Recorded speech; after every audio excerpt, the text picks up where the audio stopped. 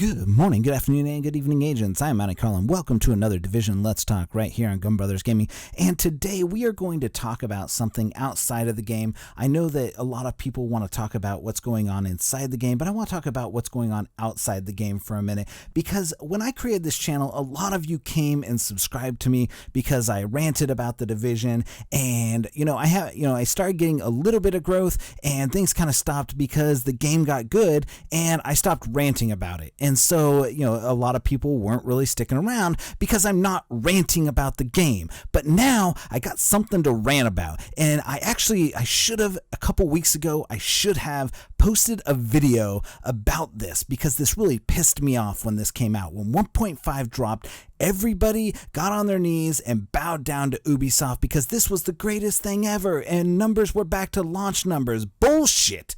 Numbers were not back to launch numbers, and I really, really wanted to say it, but I didn't want to put a kibosh on 1.5 because I was enjoying it, I was having fun. But now it's time to go ahead and unleash the inner rant, because I am pissed off. Because now, just recently, Ubisoft went ahead and said, oh, it was a miscommunication. What I meant to say, and this is Anne Blondell, quote from her, the VP of Live Operations of Ubisoft, what I meant to say was the Division numbers are trending back in a positive direction. Bullshit!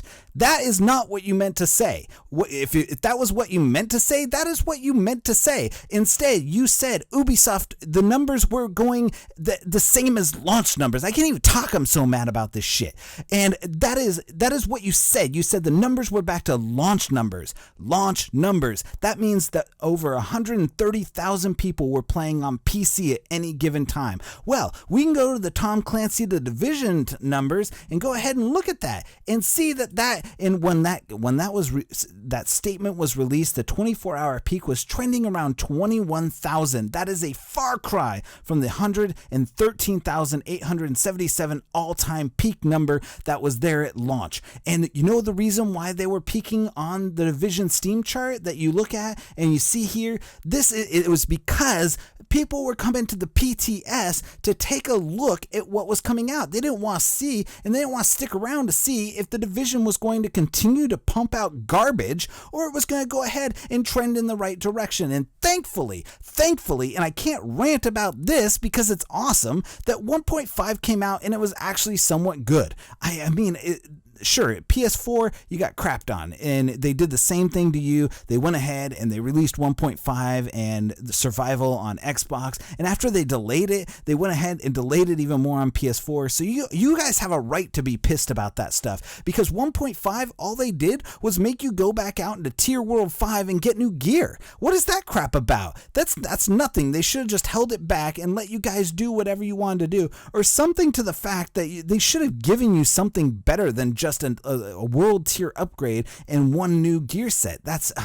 It's ridiculous that, time and time again, Massive and Ubisoft has lied to the community about what's going on behind the scenes. And you have to at one point take off the hat and go ahead and step back. And Ubisoft isn't the only one to blame. There are YouTubers out there that are to blame as well, like Butter. He came up and he made a video called Back to Launch Numbers, which should have just called Back to Bullshit. That is the biggest load of crap I have seen, and I see it all the time on YouTube. It is ridiculous that you would put that in there just to fish. And sure, there are other YouTubers out there, specifically in the Division, who fish, who call all their videos best of or whatever. And I'm speaking to this kid who's charging people to go ahead and play on their game or whatever it is. It's ridiculous.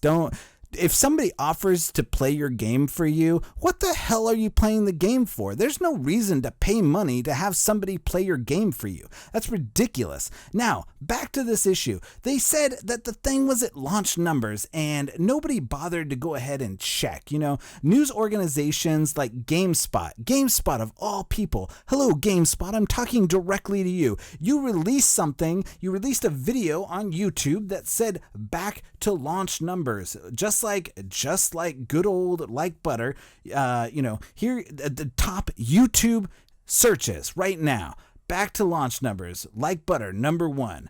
Red Gaming Tech, number 2, and he's only got 589 views. It was a week ago that he posted this. And by this time, most of this time, it had already been retracted. GameSpot is somewhere down here. Let's see. The Division daily player level returned to where they were at launch, exec says, GS News update. And GameSpot did this a week ago. And what? Seriously, GameSpot? You didn't even think to maybe investigate this on your own? Maybe look at the Steam chart and see that the peak was 113,000 and that things were like not even anywhere close. It was like 1/10 of that number. Like, how could you get away with going ahead and not fact checking? And now you have to crawl on your hands and knees and write an article saying the Division's daily player is actually not back to launch levels. Some players left the game earlier than we thought. Quoted Ubisoft. This was a miscommunication. Oh, it was a miscommunication? You said launch numbers, not positive direction. That is not a miscommunication. That's a blatant lie, you piece of shit. That is a lie. You are lying to your players at that point. How can anybody trust what Ubisoft has to say if you continue to lie to their faces? What I should have said, we think it's possible that the Division follows a similar pattern to Rainbow Six Siege, which has seen increasing engagement to the point that DAU numbers have equaled those we saw during the launch period. That is not what you said. That is what PR told you to say after you said the first bullshit line that you said to the public. Now, the original story was that following the latest patches of 1.4 and 1.5, that you started riding high again, and that you said that the game had reached launch numbers, daily active users launch numbers, suggesting that recent patches were successfully drawing people back in. And you quoted, since the release of patch 1.4, we went back to the daily active users we had at launch because people were so impressed. That is a direct quote from Ubisoft VP of Live Operation, Anne Blondel. And, people came back, she said. Yes, that's true. But it wasn't because they were so impressed. Yes, there were some people that were impressed, and this is a good game since 1.4. They definitely turned around, but it is, some players left the game earlier than we thought. Then we had to make the tough call. Do we keep providing them with extra content, or do we stop everything for a while, settle down, fix everything, and then once the game is where it should be, then we start providing more content? Yeah, some players left earlier than you thought. Well, if you make a bad game, people are going to go and play other things. It's just the way it is. Look at mobile content right now. 70% of mobile games lose, or 70%, actually all of mobile games lose 70% of their users within the first 3 days. Games aren't holding people's attention like they used to. And saying that things are going to be just fine isn't going to be just fine. So, yeah, you lied. And so what else have you lied about to us? What else are you hiding behind the curtain that we need to see? Because really, all I have to do is go ask somebody at Ubisoft about, and sure, maybe they won't know or anything like that. But, you guys were so afraid of the Vivendi hostile takeover that you went ahead and just blatantly lied to the community to make it look to your shareholders. And this is actually grounds for firing, misleading shareholders, grounds for a firing. I'm surprised that she has a job still, because it is grounds for firing to mislead shareholders. And it's very possible that misleading the shareholders is going to come up in the next shareholder meeting with Ubisoft, and Vivendi has a huge stake, and they are just absolutely just days, if not weeks, away from a hostile takeover of Ubisoft. All they need is one more shareholder meeting, which Vivendi could call at any moment, and they will sink Ubisoft. It won't ever be good. It won't ever be good for Ubisoft to go ahead and be taken over by Vivendi. That is definitely, we all saw what happened to Activision or Universal or whatever it was that they took over. What was it? Blizzard, Vivendi, Universal, whatever that game company was back in the day.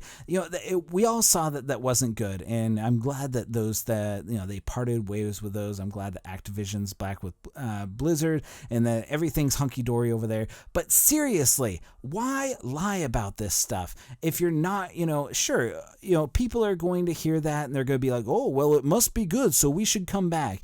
And then, things are starting to trend down again. Back when 1.5 was released, you had 21,000 peak people on the Steam chart. And yes, that's not exactly the same as consoles. It's a PC game, and most of the players that play on PC aren't playing on console. And a lot of console players played on PC just to play the PTS, and especially the Division agents who are very interested in YouTube and stuff like that. They went and they picked up a copy of the PTS, or they were given PTS copies for free by Ubisoft, but that is neither here nor there. It has already gone down almost 10,000 players since 1.5, and that's 2 weeks. That is a 2-week time span. Right now, playing an hour ago, 10,000 people. A week ago, it was 16,000 people at the peak. So it's starting to trend down again. So in the last 30 days, the peak of players was 24,453. In November, 24,453.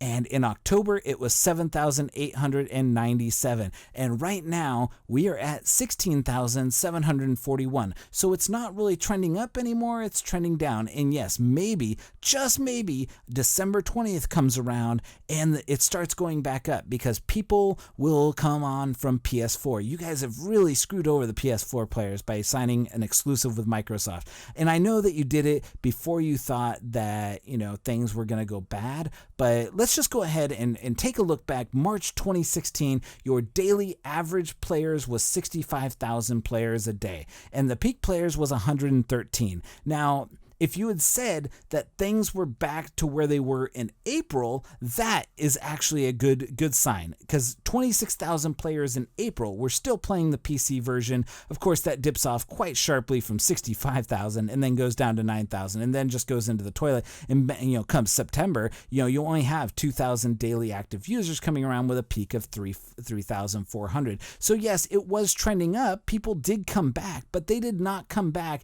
to the numbers in March and April. Yes, the peak was at April, but the daily average players were not anywhere close to those launch numbers that you originally had, because the peak players in March and April were 113,000 and 54,000. May was 22,000. June was 11,000. July was 12,000. So there you have it. It's pretty much, I'm sorry that I have to come on here and expose these frauds for what they are, but this is something that needs to be dealt with. We do not need to be lied to by a community member who has, she's not really a community member. She is an executive member of the company that puts out a game that we all love and play. And when somebody comes out and lies to us about a game and says, oh, they're back to launch numbers because they know that's going to drive more people in, it's going to break the trust.